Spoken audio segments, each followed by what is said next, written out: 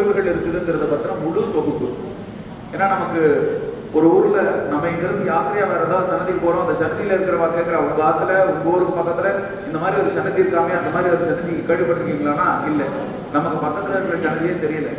அதனால ஒரு கோவை மாவட்டத்தில் இருக்கக்கூடியதுன்னா கோவை மாவட்டத்தில் முழுமையாக இருக்கக்கூடிய சன்னதிகளுடைய முழு தொகுப்பு ஒரு சாதாரண மூளை இடுக்குகளிலே இருந்தாலும் கூட அந்த சன்னதியை பற்றின ஒரு தொகுப்பானது வெளியிடப்பட வேண்டும். அதெல்லாம் ஒரு வெப்சைட்ல ஒரு வலைத்தளத்துல நிறுவனம் அது முழுமையான தகவல்கள் யாரார தொடர்பு கொள்ளணும், என்ன இடத்துல திறந்திருக்குங்கிற முழுமையான தகவல்களோட ஒரு கோவில்களை பற்றிய முழு தொகுப்பானது சேகரிக்கிறோம், அதை வெளியிடவும் இருக்கிறோம். இரண்டாவது தீர்மானம் ஆராதனை இல்லாத கோவில்களை பற்றிய முழு தகவல்களையும் சேகரிக்கிறது.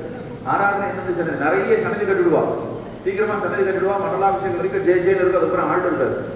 ஆராதனை பண்றது இல்ல, எங்கேயோ காரியம் கவனிச்சிருவா, காரணங்களா அடுக்குவாங்கனால ஆராதனை இல்லாம போயிட்டு. ஆராதனை இல்லாத சன்னதியை பற்றிய ஆவணப்படமே வெளியிடுறது.